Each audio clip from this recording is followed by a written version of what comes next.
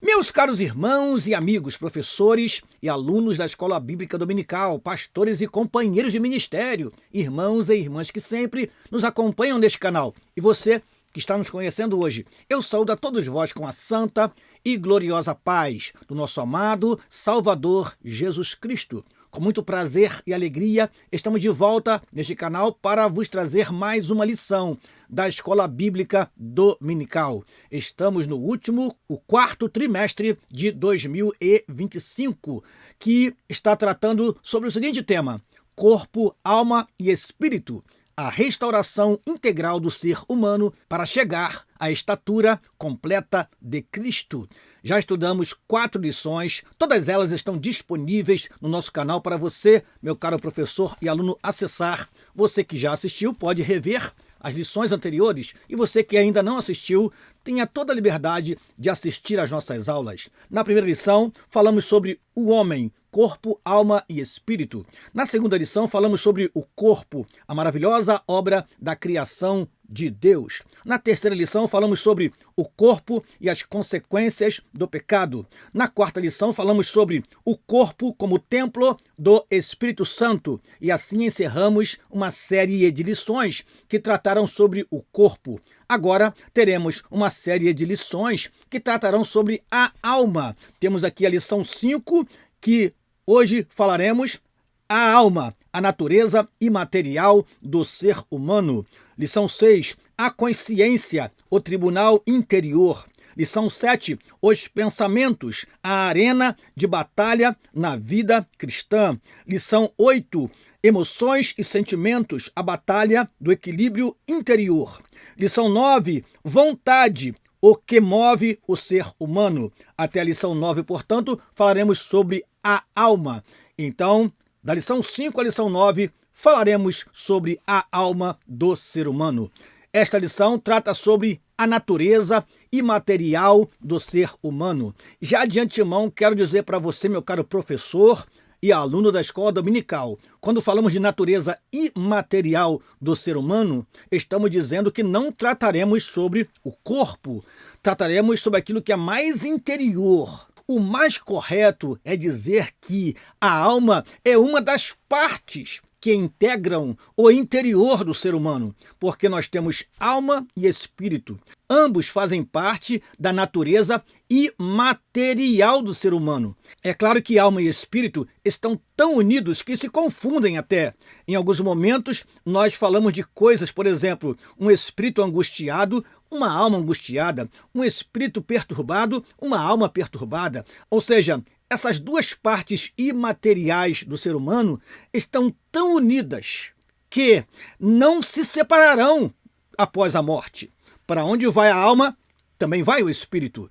E é interessante também dizer que somente a palavra de Deus consegue ir até a divisão da alma e do espírito. Nós dividimos aqui na Escola Bíblica Dominical para efeito de estudos, para efeitos didáticos, mas alma e espírito fazem parte da parte imaterial do ser humano. Esta, pois, é a lição de número 5.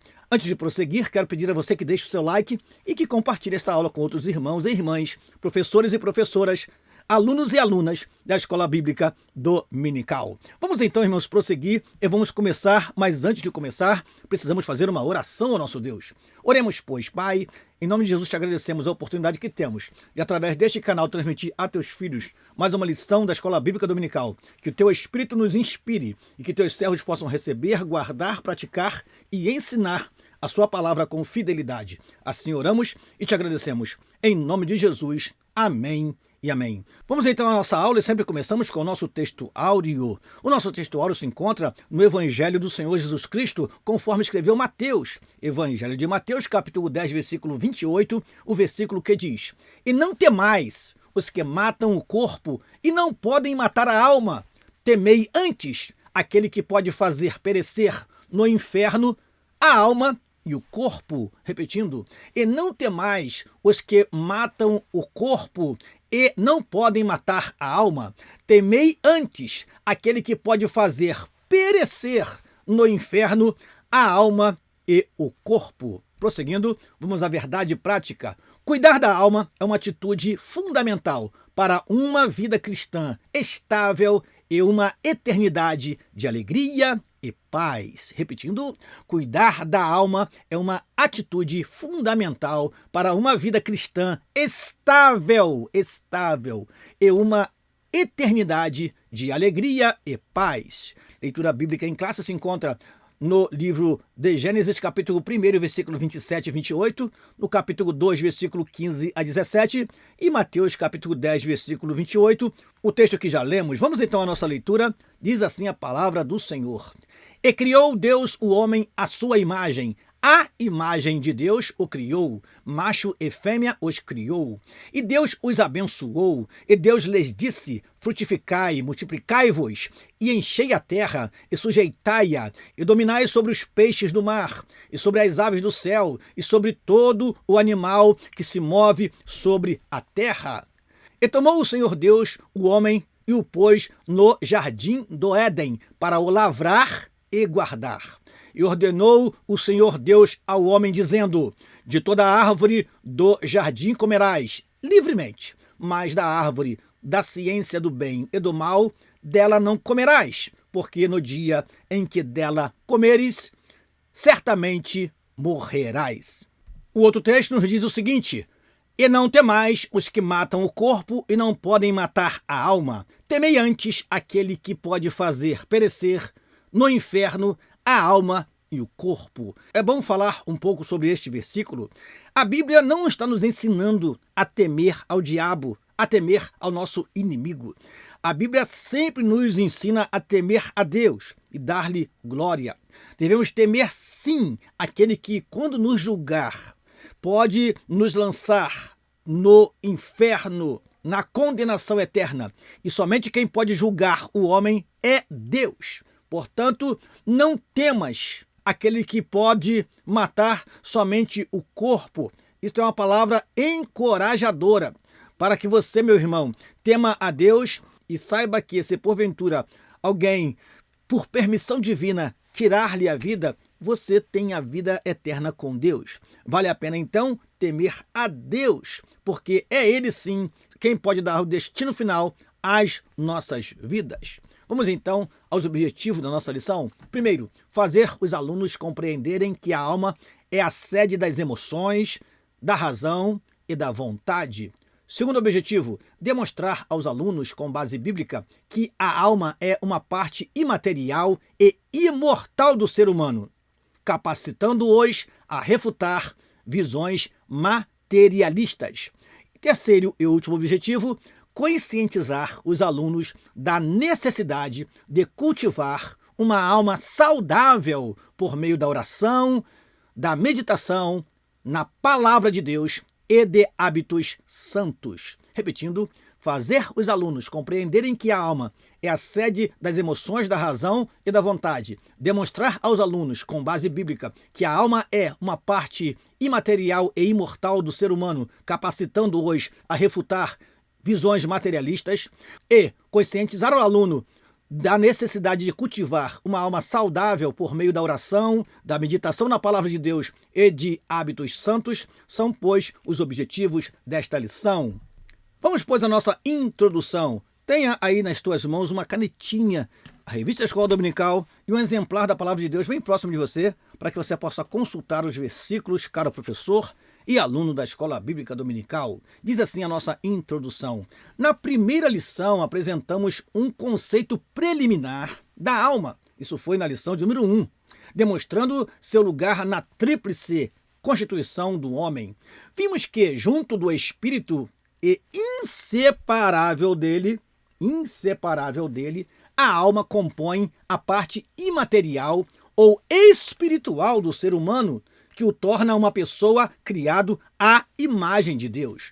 Nesta lição, buscaremos nos aprofundar no conceito e distinção da alma, estudando seus atributos e sua importância no relacionamento com Deus e com o próximo. Primeiro tópico da lição, atributos da alma. Vamos então ao primeiro subtópico do primeiro tópico.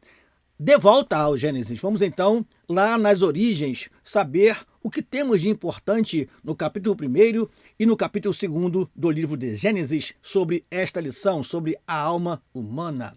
A parte imaterial, ou seja, não material do ser humano, é o que mais o diferencia dos animais, como bem evidenciado na criação.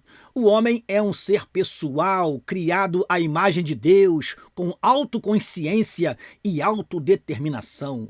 O Criador fez-lhe seu representante, dando-lhe poder de governo sobre toda a obra criada. Olha a ordem que Deus deu: enchei a terra e sujeitai-a e dominai-a. Encher a terra, sujeitar e dominar. Sua capacidade de administração, compreensão e decisão moral é resultado do caráter consciente e autônomo da alma humana. Ou seja, o homem tem capacidade de administrar. O homem tem capacidade de compreender o que Deus está falando e traduzir aquilo em ações. O homem tem capacidade de decidir moralmente o que fazer, o que não fazer. Essas, pois, são faculdades da alma que Deus concedeu ao ser humano. Continuando, isso é exemplificado originalmente na aptidão de lavrar e guardar o jardim, discernir entre o certo e o errado e fazer escolhas e dar nomes aos animais. São capacitações que diferenciam o homem de todos os outros seres criados. A parte afetiva do homem é demonstrada na afirmação divina da necessidade de uma companheira e na expressão de satisfação de Adão ao receber Eva, que alguns eruditos consideram ser a primeira composição poética da história humana. Temos então ali a emoção, temos a razão, temos a vontade, que são, de fato, as faculdades da alma, como veremos nesta lição. Prosseguindo, segundo subtópico do primeiro tópico, entre o espírito e o corpo, é onde encontramos a alma humana.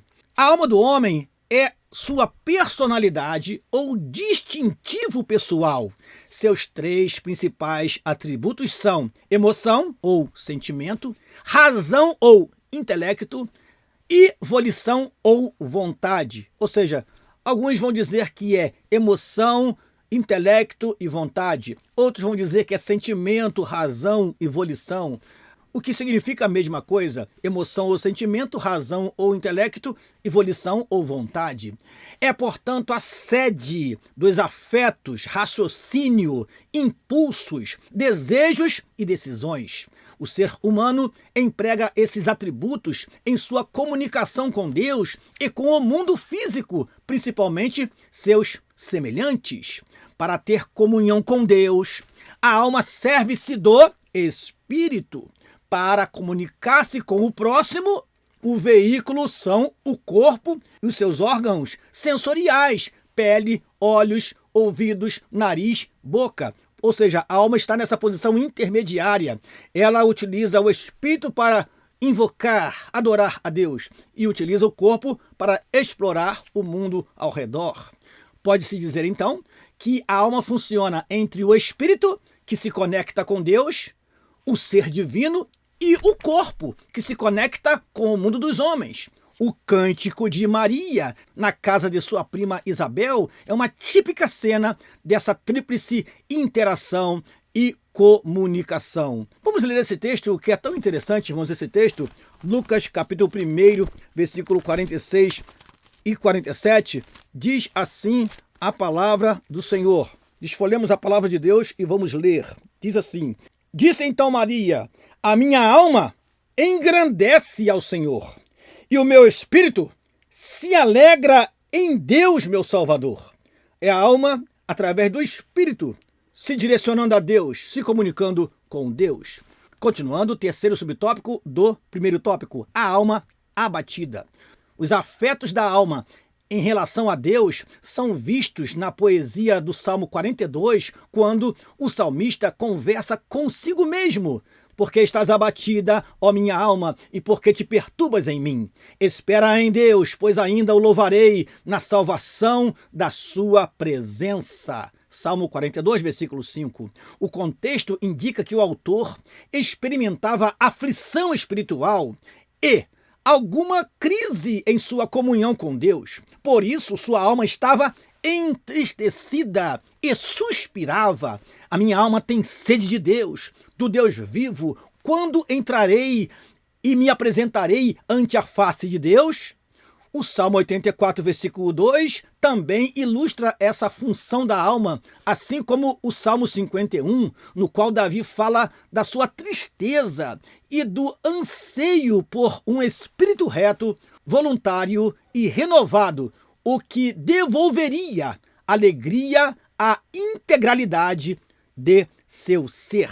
Vemos então que a alma pode ficar abatida quando ela se distancia de Deus, quando ela se contamina com o pecado. Então ela deseja, aspira estar na presença de Deus e sentir a sua graça novamente. E isso vai trazer alegria não somente para a alma, para o espírito, mas também vai contagiar o seu corpo. E as expressões corporais de uma pessoa alegre na presença de Deus são marcantes, porque a alegria do Senhor não envolve somente a alma e o espírito, mas ela transborda e se manifesta através de glórias, aleluias, louvor, adoração, mãos levantadas. É o que? É o corpo participando da adoração de uma alma que encontrou em Deus o abrigo, encontrou em Deus o refúgio, encontrou em Deus a paz, a esperança, e por isso todo o ser humano é integralmente afetado pela alegria do Senhor. Prosseguindo, sinopse da primeira parte da lição: a alma é a sede das emoções, da razão e da vontade, expressando a personalidade humana criada à imagem de Deus. Mais uma vez, a alma é a sede das emoções, da razão e da vontade, expressando a personalidade humana criada à imagem de Deus. Segundo tópico da lição, a natureza da alma, imaterialidade e imortalidade. Vamos então ao primeiro subtópico do segundo tópico, distinção de substâncias. O texto de Mateus capítulo 10, versículo 28 é um excelente fundamento para o estudo da alma como parte da natureza imaterial do ser humano. Em um só versículo estão profundas verdades espirituais reveladas por Jesus a respeito de nossa psique, algumas delas relacionadas a debates alimentados ao longo de toda a história, inclusive no contexto da igreja. Em primeiro lugar, Jesus expõe a clara distinção de substâncias entre as partes material e imaterial do homem. Uma tangível, ou seja, podemos tocar o corpo, que pode perecer por ação humana. Outra intangível, ou seja, nós não podemos tocar, que é a alma, que não pode ser destruída pelo homem. Continuando, nesse ponto é importante observar que em vários textos das Escrituras, a parte imaterial é representada ora pela alma, ora pelo espírito. Por isso sempre dizemos, irmãos, que alma e espírito estão tão unidos que se confunde às vezes no texto sagrado. Nesses casos, as referências sempre abrangem ambas as substâncias devido à sua inseparabilidade. São inseparáveis alma e espírito. Segundo subtópico do segundo tópico, imaterialidade e responsabilidade pessoal. Ao tratar do perecimento da alma e do corpo no inferno, Jesus refuta as concepções antropológicas materialistas existentes desde a antiguidade. Em tempos modernos, temos o marxismo, que prega que o homem se resume à matéria, ignorando a existência de uma alma consciente após a morte. Essa ideologia ateísta nega a pecaminosidade e a responsabilidade moral do indivíduo. Considera que o mal é estrutural, que a culpa é da sociedade, que as pessoas individualmente são vítimas de estruturas opressoras. São ideias do marxismo que trabalha com infraestrutura, superestrutura, que acabam colocando o homem apenas como uma vítima de um sistema. E quando Marx escreveu isso, estava combatendo uma coisa chamada capitalismo. Ele via que o capitalismo havia gerado uma separação entre uma infraestrutura e uma superestrutura. E o homem, então, é simplesmente uma vítima dessa separação que ocorre na sociedade para fins puramente capitalistas. Prosseguindo, identificam pecados sociais, mas não individuais. Assim fazem os materialistas. Esse engano desconsidera a necessidade de arrependimento, conversão e salvação pessoal e mantém as almas de seus adeptos no caminho da perdição eterna. Toda ideologia que promete soluções absolutas para os problemas do homem por meio de doutrinas sociais, políticas ou econômicas incorre no mesmo erro. Portanto, irmãos, devemos fugir do materialismo que desconsidera completamente a responsabilidade do homem. Coloca o homem como um produto do meio, um produto da sociedade, e ele então não tem responsabilidade sobre os seus atos porque ele é induzido a fazer e a pensar conforme os outros pensam. Mas não é isso que está na palavra do Senhor. Nós vemos Deus desde o Éden responsabilizando o homem pelos seus atos. Terceiro subtópico do segundo tópico, materialismo e teologia. A visão materialista da natureza humana vai além das questões político-ideológicas. Afeta também a teologia, principalmente quanto à missão da igreja, a ortopraxia, isto é, a prática correta. No campo católico, inspira a teologia da libertação. No protestantismo, a teologia da missão integral. Ambas se alimentam de concepções socioeconômicas e políticas comuns ao marxismo, que por sua vez tem como fundamento o ideário materialista e crítico, que busca tirar Deus do cenário humano e instigar as lutas de classes. É claro, irmãos, que aqui há uma redução muito grande, porque não foi apenas o marxismo que pregou, que defendeu isto. Muitas vezes nós culpamos sempre o marxismo por sua crítica muito grande à religião, mas muitos movimentos, desde o Renascimento, desde o Iluminismo, trouxe uma nova mentalidade do que era o mundo e foi afastando Deus da política, foi afastando Deus das grandes decisões, foi afastando Deus da sociedade. Por isso é necessário resgatar os ensinos bíblicos e rejeitar qualquer ideia que seja contrária à palavra de Deus. Essa teologia da missão integral da igreja, ela vem com uma palavra muito bonita, mas ela coloca também o cristão como uma vítima. E é preciso que a igreja tenha uma missão integral, que ela integre outras funções sociais para que possa ser igreja do Senhor nos tempos atuais. É o que defende a teologia da missão integral. Portanto, são ideias baseadas no materialismo e uma visão social distorcida do que a palavra de Deus nos traz. Vamos então continuar? Diz assim: toda negação da condição pecaminosa do homem é, no mínimo, um ateísmo prático, independentemente do viés que assuma. Algumas correntes teológicas contemporâneas reinterpretam as Escrituras com base em vertentes da teologia da libertação e compartilham do mesmo campo de distorção e confusão espiritual. Conflitam com a sã doutrina, que é essencial para a salvação da alma. Portanto, amados irmãos, precisamos ficar atentos para que as sutilezas de Satanás não venham não somente através dos pensamentos dos sociólogos históricos, como Marx e outros, mas principalmente através de ideias que se infiltram nas igrejas e querem tirar do homem a sua responsabilidade, da alma humana essa necessidade de se converter dos seus caminhos e de se entregar a Deus. Vamos então à sinopse da segunda parte da lição.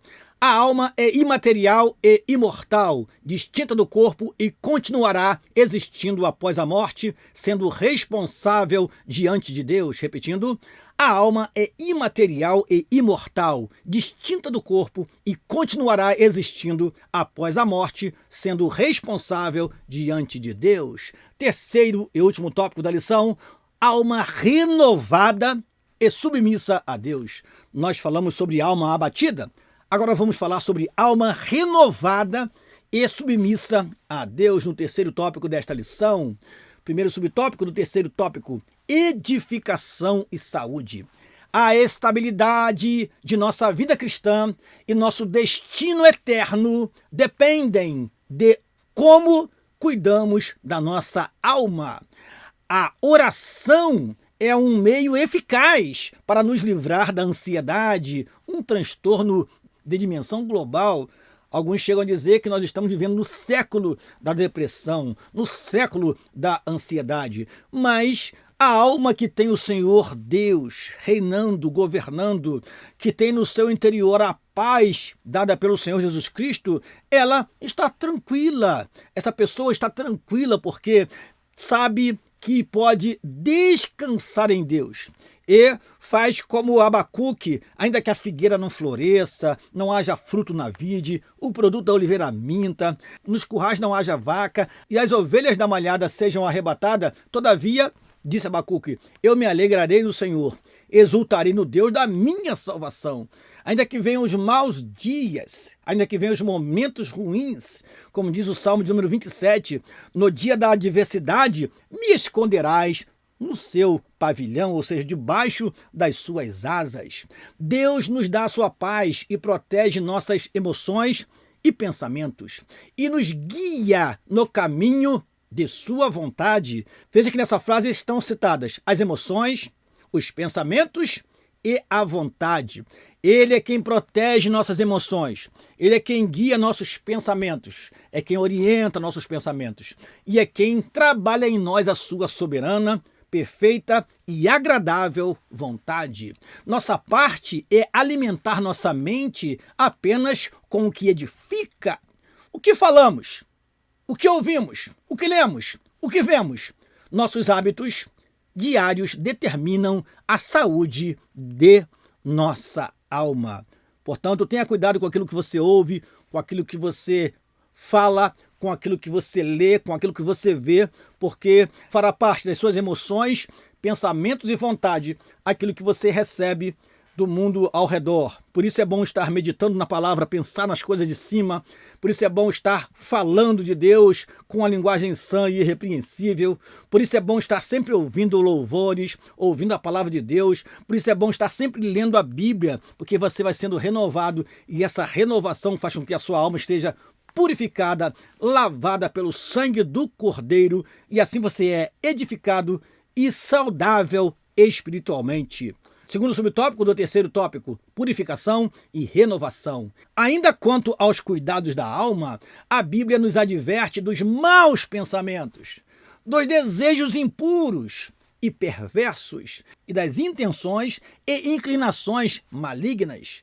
Vigiemos, pois, meus amados irmãos, devemos purificar e renovar nossa alma para que sejamos transformados e experimentemos a boa, agradável e perfeita vontade de Deus, como está em Romanos capítulo 12, versículo 2, vivendo em santidade e temor. Então, se estamos aprendendo que sentimentos, pensamentos, intelecto e vontade fazem parte, integram a alma humana, sejamos cautelosos, sejamos cuidadosos com os sentimentos, não alimente sentimentos de ira, de rancor, não faça isso, meu amado irmão. Tire esses sentimentos que podem te trazer males, tanto espirituais quanto físicos. Se você tem vontades que não glorificam a Deus, peça a Deus para que você possa vencer essas vontades, essas inclinações, para que você faça a perfeita e agradável vontade de Deus. E se você guarda no seu intelecto coisas que não convém, que não edifica, purifique a sua mente, guarde versículos bíblicos, guarde histórias bíblicas, e assim você estará trabalhando bem a sua alma, o seu interior, para servir a Deus. Sinopse da última parte da lição: a alma precisa ser purificada e renovada continuamente para viver em santidade e comunhão com a vontade divina. Repetindo, A alma precisa ser purificada e renovada continuamente para viver em santidade e comunhão com a vontade divina. Chegamos então à nossa conclusão. O cristão precisa viver em plena santificação, o que inclui a contínua rejeição de pensamentos, sentimentos e desejos pecaminosos, mantendo pura a sua alma. Atribui-se a Lutero a frase que diz: não podemos impedir que os pássaros voem sobre as nossas cabeças, mas podemos impedir que eles façam ninhos sobre elas. Em outras palavras, pode vir o mau pensamento, pode vir na sua mente um desejo de fazer algo que não agrada a Deus, mas você não deixe que isso desça para a sua mente, faça ali no seu pensamento um cantinho afastado onde se guarda algo que não agrada a Deus.